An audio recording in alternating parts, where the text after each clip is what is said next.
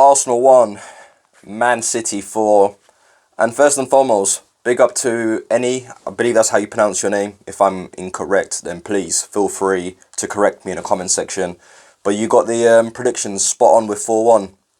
And goals from Gabriel Jesus, Riyad Mahrez, Lacazette for us. And we had Phil Foden, apologies, as well as Laporte scoring the 4th goal.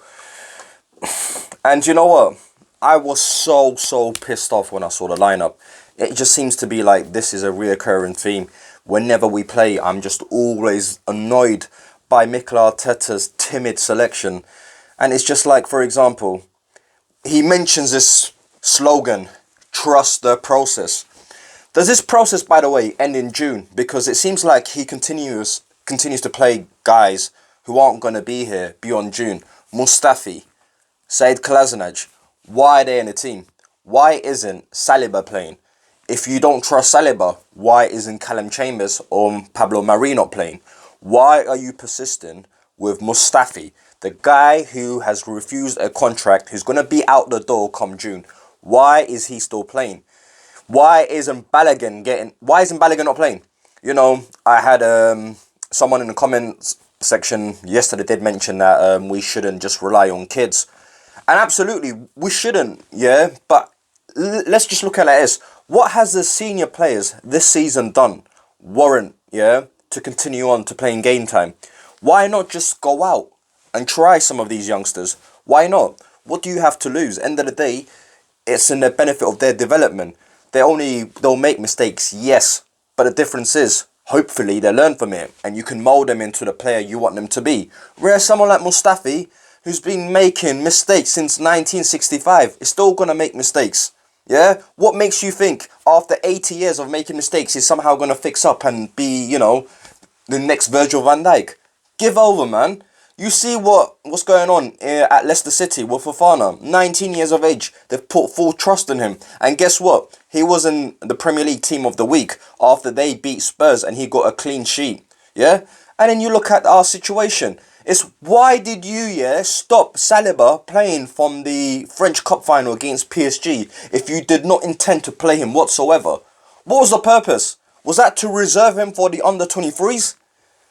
You know, and you know what? Mikel Arteta, I'm serious, yeah? He's an absolute parasite to the club. The longer we have this manager, we're gonna just crumble away. We are gonna be a championship club. Seriously, yeah?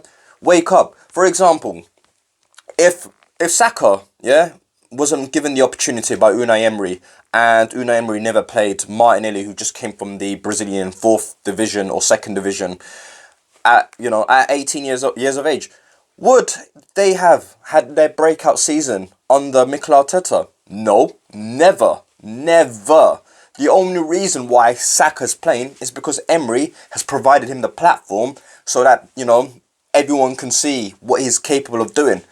Had it not been for Unai Emery, Mikel Arteta would have never played him. Why isn't Smith Rowe playing? Why is Mohamed El-Neni always playing? Oh man. You know what the difference is, yeah? If you play Smith Rowe, yeah? And let's say he develops, but he doesn't reach his full potential.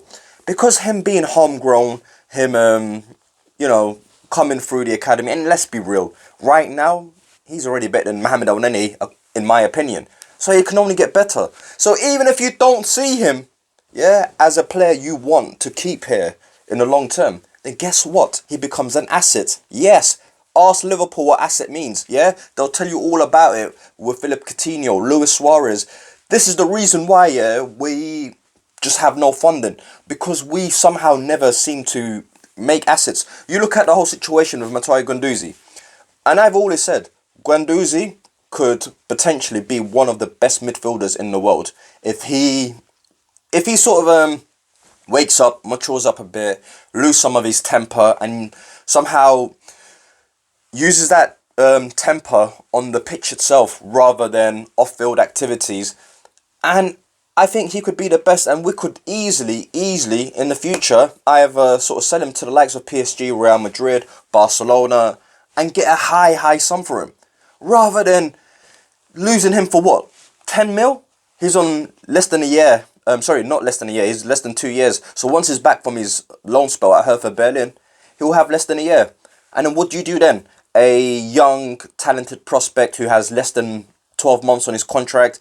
Guess what? You're going to get for him peanuts. Peanuts. So that's why if you manage the situation properly, you could have got an extension from Matteo Guendouzi if he played well, and if he doesn't and he somehow clashes with the coach, guess what you do, Mikel Arteta? You then sign him on that extension, you then cash him out for a large sum, then reinvest that figure back into the team. It's just so simple. It's like, I use this analogy constantly when I see him constantly playing these senior idiots, these clowns who are continuously making mistakes. End of the day, just look at it like this, yeah? You have a business and you have an employee there who, let's say, has been working at your shop for 12 years, and that guy just continuously making the same mistake over and over again. Then you've got an apprentice who's just walked in the door, only been here for 2 months. And yes, they're a bit raw, they make mistakes here and there, but ultimately, they can be molded and they can learn from their mistakes. I know who I'm going to spend my time investing in. It's definitely not going to be the old has-been. It's going to be that young apprentice. It's just Arteta, man, common knowledge. And then he talks about Saliba, etc. is not ready. Is Runnison ready? And I've warned everyone about Runnison. I have said, from what I've seen so far, this guy looks like the biggest imposter ever. You know? And when we talk about just give the funds to Arteta, trust what he will do. Runnison is what he will do. Now, some of you might argue, oh, but he did sign Gabriel and Thomas Partey. No. Let me correct you, yeah? Thomas Partey was scouted by Arsenal for many years. Yeah, even when Unai Emery was here, we were still scouting him. So it was already identified that Partey was going to be one of our number one targets. As for Gabriel, that's a bit easy because Edu's Brazilian, that connection's there. And also Raul Sinelli's had that connection with Lille from the transfer of Nicolas Pepe from the season before. So it wasn't that difficult. But going forward, as we've seen from Dominic Szoboszlai, they couldn't get that over the line. We couldn't get Houssem Aouar over the line in the summer when we just won the FA Cup. We just won the Community Shield and we were on a high. Now, what makes you think Houssem Aouar now wants to come to Arsenal? Sat 15th. We have a dressing room on rest. We have a manager that looks tactically inept, doesn't know what he's doing. He's pretty much a dictator.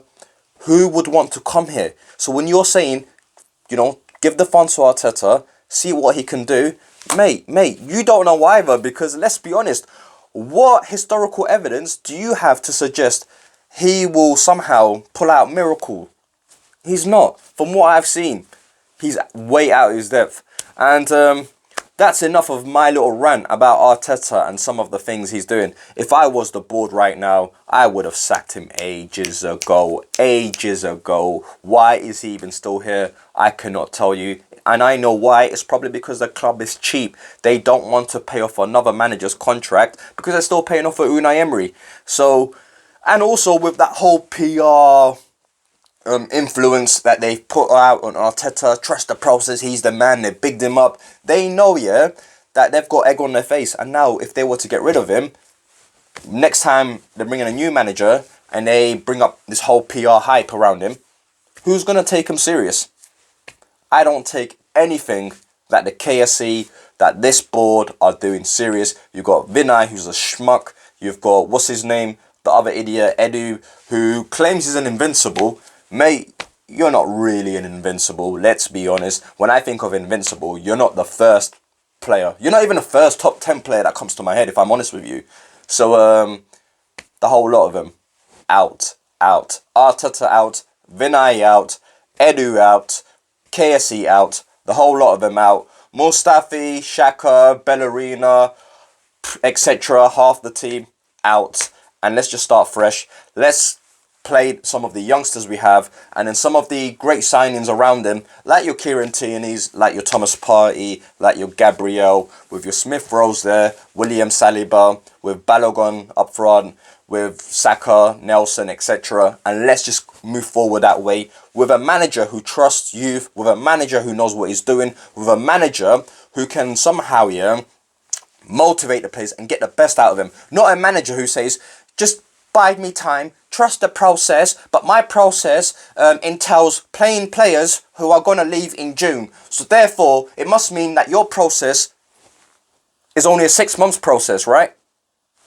But anyways, less of that and let's get on to the player ratings, which, to be quite frank, I don't really want to do, because if I had it my way, they all played shit except for Martinelli. Let's be real, they all played shit. Runnison. Wow. I would have rather saved money than bought this guy. Wow. How tall is Runnison? I'm curious. He looks tiny and he looks so young. By the way, do you guys know Runnison's 25 years of age? He's no kid. He's 25. 25. Do you know, in the last 2 seasons in Liga, he's never kept a clean sheet? That's what we're dealing with here, mate. I'm starting to think, wouldn't Matt Macy have been a better option? Just keep Matt Macy, not waste money on useless crap that we don't really need. You know, we do it over and over again. Now we've got Runnison on X amount of years on a contract, paying him X amount, a week. Why? And I bet you any money, I won't be surprised if I check his weekly salary and he's on 50k. And now because he's on such high salary, we can't ship him off. But Runnison, you know what? As harsh as it sounds, all 4 goals were his fault. The first 2 in particular, yes, guarantee. But let's be real. Even the Laporte's header, he wasn't strong enough. Didn't come out for it. Yeah, mate. Runnison. Maybe that's why it's called Runnison, because he's definitely not a goalkeeper. Maybe, stick to running or something like that. You're not a goalkeeper, mate. You're not Keeperson. Runnison. Useless. You know what? Yes, he had that one spectacular save, but based on that, I'm just going to give him a 1. Mustafi, you know what he does. Anytime we can see the goal, he just does this. Looks at the lines, looks at the referee. No, Mustafi, allow it. Stop trying to find offside trap. Stop it. You're dumb. This guy's he's probably the dumbest footballer I've ever seen. His IQ is just everybody knows I don't like Bellerina. I don't like Xhaka. I don't like Mustafi as a footballer. As a person, he seems quite fun. But he does seem really dumb. If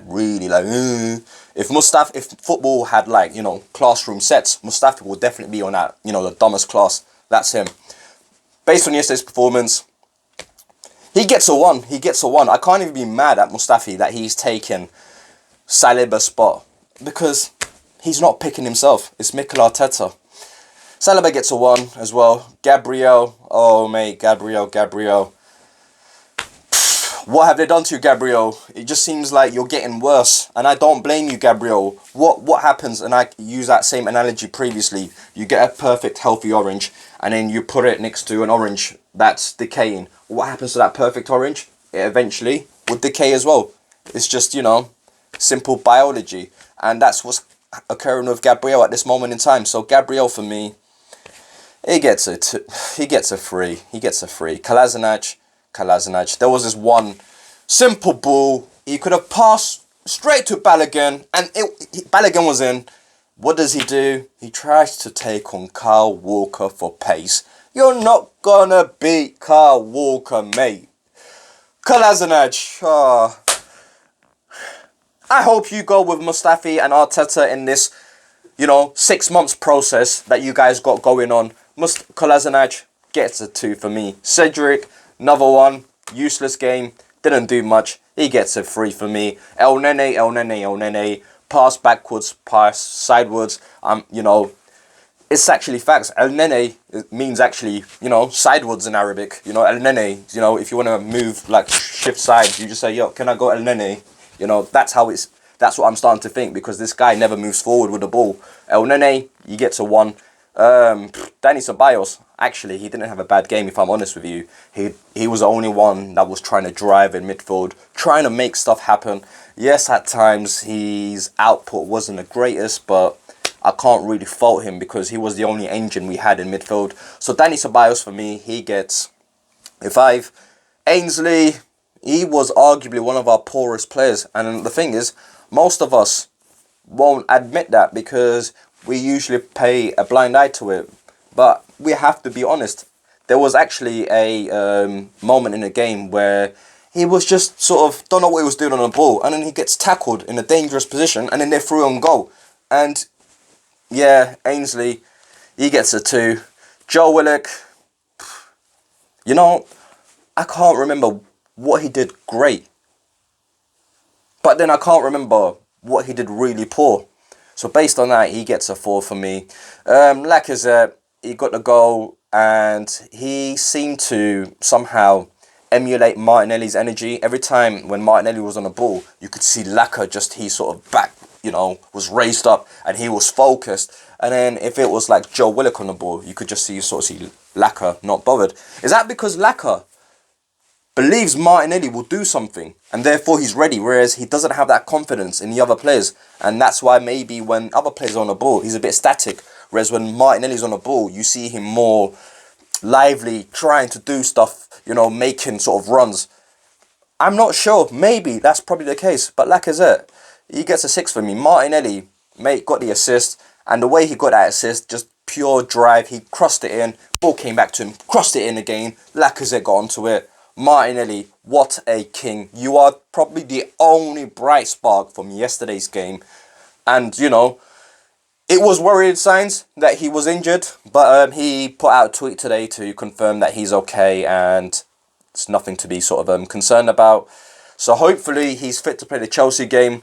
But I do worry so much with Arteta and the way he's heavily reliant on the likes of Saka and Martinelli that he might play him, overplay him, and then that might cause them a strain, an injury. But Martinelli, for me, he was our man of the match, so he gets a 7 for me, and that's just pushing a 7. Pepe did absolutely nothing. Absolutely nothing.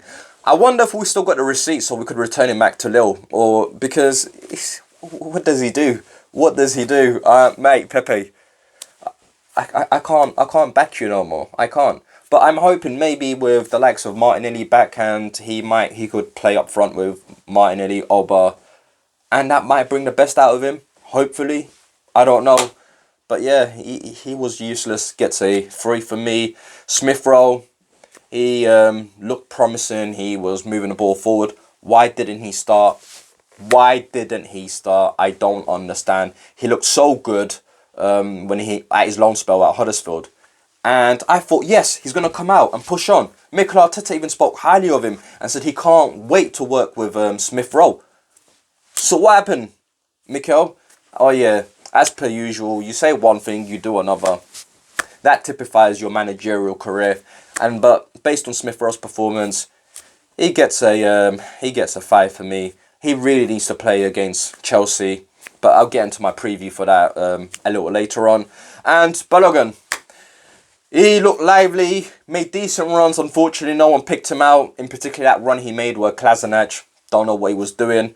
But Balogun didn't have much time. Again, Mikel Arteta just ruining the kid. If Balogun leaves, and I'm hearing there's strong rumours he's going to sign for Liverpool, we absolutely deserve it because Mikel Arteta is refusing to play the kid. If Smith Rowe leaves, fair play. Saliba leaves, fair play. You can't blame these kids. You know what? And that's what I'm trying to say. The longer Mikel Arteta is at this club, the longer he's going to destroy it. We need to get rid of that parasite immediately. It's like if you've got a rodent issue, yeah? Let's say you've got a property and you see a mouse. You don't wait to see more mice, sorry, yeah? You go get rid of it then. Because what happens is you see one mouse, next week you see 2, 3. Within a week, you've got infestation. And that's what's going to happen at this club. The longer we keep this fraud, the longer we're going to destroy the club. That's my take on it anyways. Thank you so much again, guys, I'm so sorry in terms of the video quality. Yep, I'm still trying to get my laptop sorted and hopefully present you screens and stuff like that. But as always, appreciate you guys listening. Always like, thank you, subscribe. Oh yeah, and if I don't make another video before Christmas, I hope you all have a good Christmas and a great New Year's. But I will be putting out more content before the New Year's. So Arsenal's ruined our Christmas, but hopefully we still strive on and get rid of Arteta and the waste at the club. Thank you, guys.